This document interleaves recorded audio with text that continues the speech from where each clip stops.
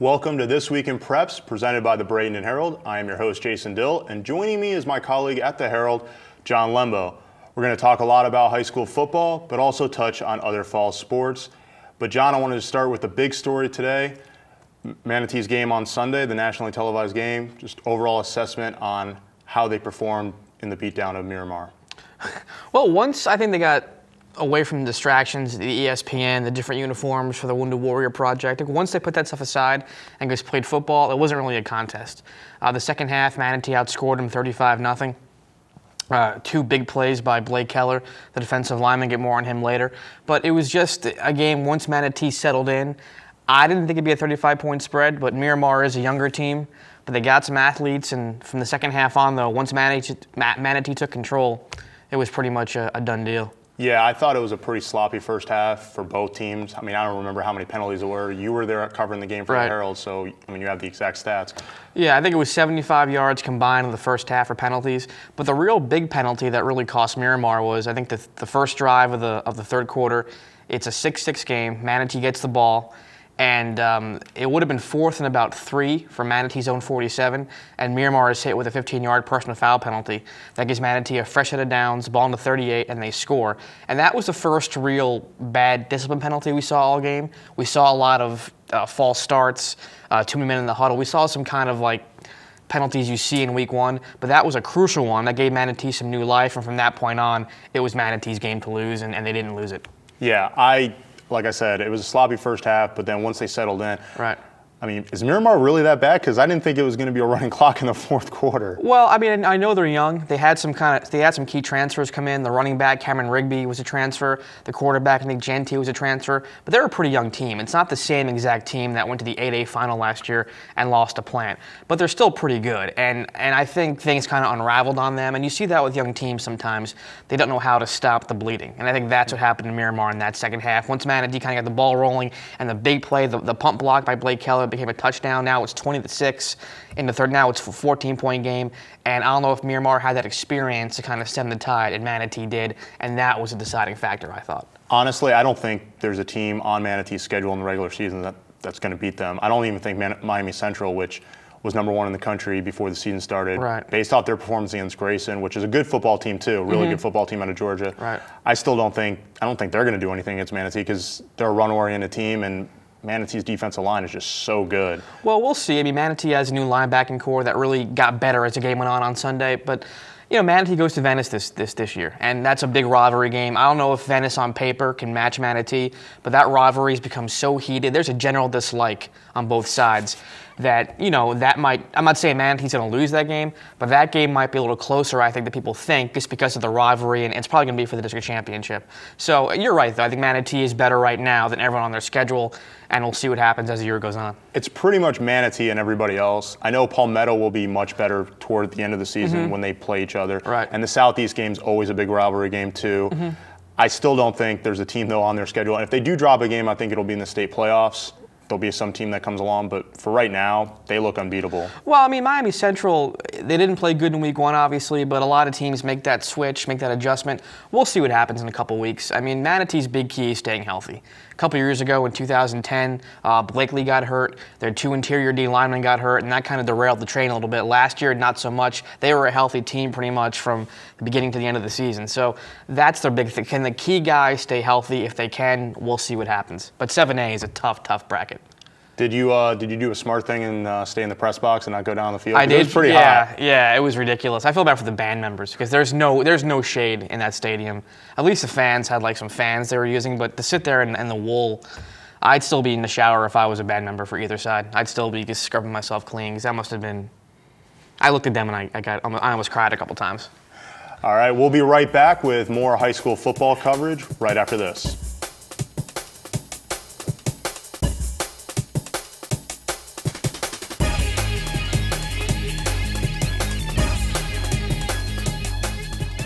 Manatee wasn't the only program in action this week. John, what really stood out to you last Friday night?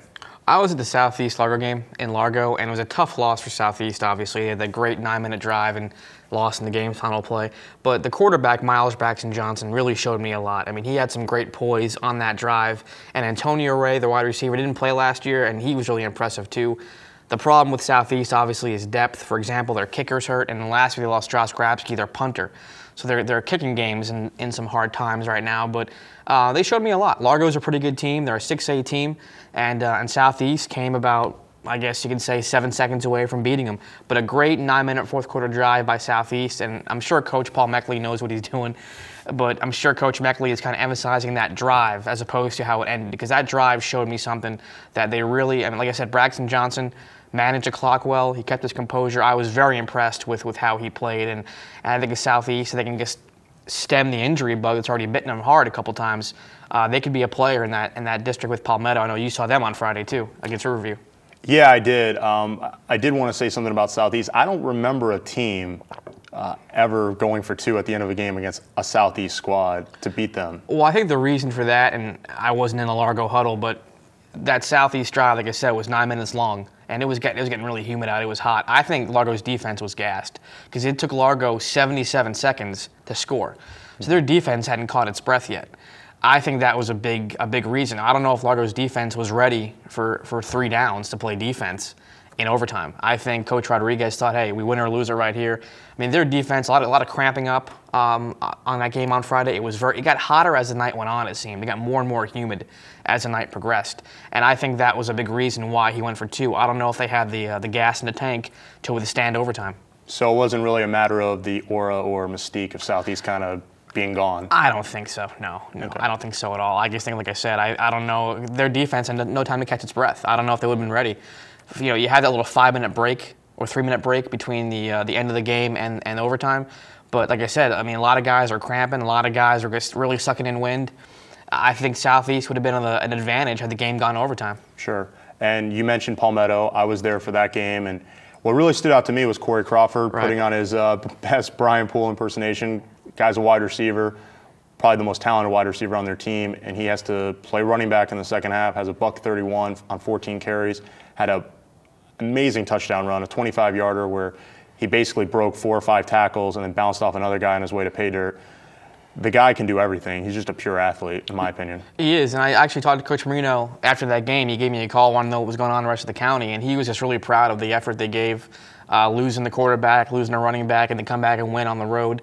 That's a pretty impressive step forward for Palmetto, who is a pretty young team defensively with all the new guys they have back. But you know, now you spin it forward. Now they have Sarasota this week.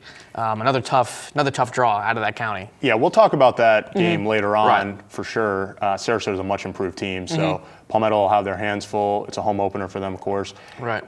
Depends on what's going on. Have you heard anything about Spencer Atkins and where his? I'm still waiting to hear from the coaches. I'll probably find out more as the week goes on. But Chris Tootin is a guy who last year, I've talked to some JV coaches, and they thought he was impressive last year as a freshman. He was our JV quarterback. So, you know, if Spencer is hurt, the cupboard really isn't completely bare, and we'll see what happens with that. Let's spin things forward a little bit about this Friday night. What's your game of the week?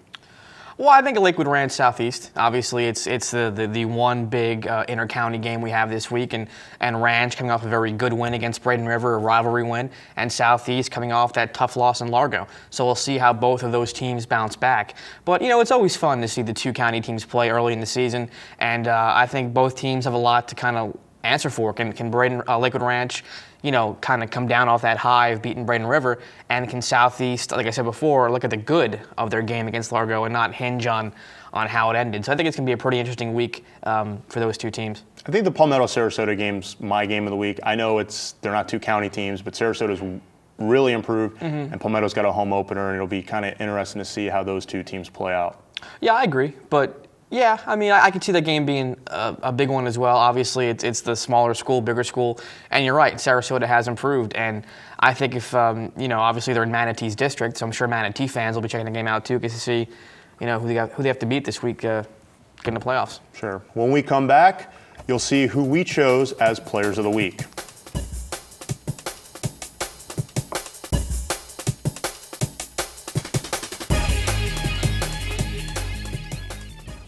The Player of the Week is a new feature to the show. Each week we'll choose an offensive and defensive Player of the Week.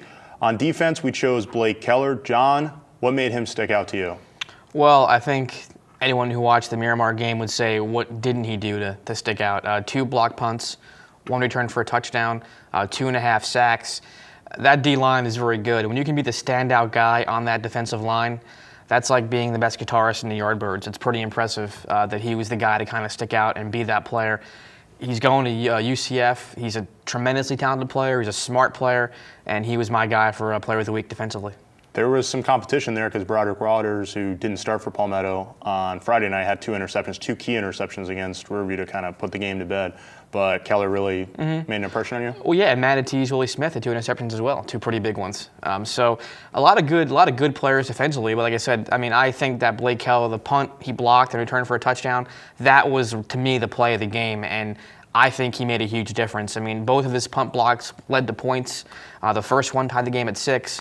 So he definitely had a huge week for Manatee, and he was a guy far and away. On offense, we chose Corey Crawford, and to me, he was hands down the best player offensively for any program in the area. Well, there was some competition. Cord Sandberg had a big week for Manatee, 210 passing yards, 3 touchdowns overall, rushing and passing. But just what Corey did, kind of stepping into that role and kind of carrying them to a win, that's what led me to give him that award.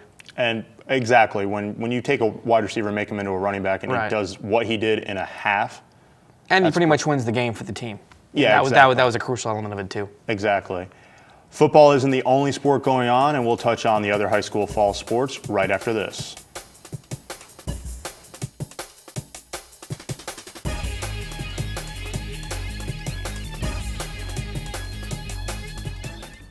John, we've been chatting about prep football, but there's some talent in the other prep sports this fall. What's your quick thoughts about Lakewood Ranch's girls cross country team without Olivia Ortiz?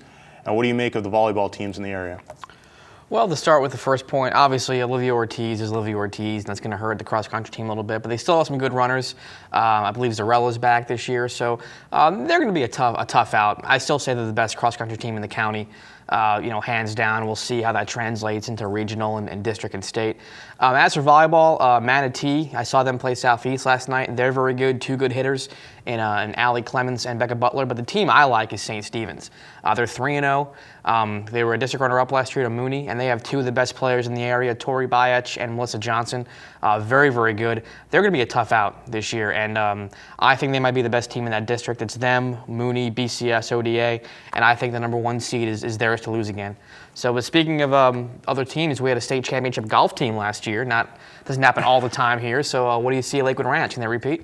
They have a team that is, they basically reloaded. They have a very talented team. They have a lot of guys on their team from last year that weren't in the starting 5 that would have been number 1s at a lot of other public high schools and even maybe some of the private schools around the area. They reloaded with Charles Sun, Spencer Schultz, Benjamin Bulch. They lost 3 starters, 3 seniors, 3 key guys, Kyle Benson, Connor Baldwin, and Hunter Sagar. But they still have the 2 dynamic juniors now, I guess you can call them, that have been there since their freshman year, Ramsey Tewksbury and Danny Walker, And they opened up last week. They won a very difficult tournament. So they won 103-0. They're not going to go undefeated again, but they'll be pretty solid. And Dave France is a good high school boys golf coach, so he'll have them ready. And the big thing, too, I mean, 103-0 was nice last year, but all that counts is where you are in the district and regional. So if you lose a couple matches regular season, it's not going to hurt your quest for a state championship. No. That's all the time we have this week. Tune in every week right here on Manatee Educational Television and check out the Bradenton Herald for all the latest news in high school sports. Until next time, this is Jason Dill saying goodbye for John Lumbo.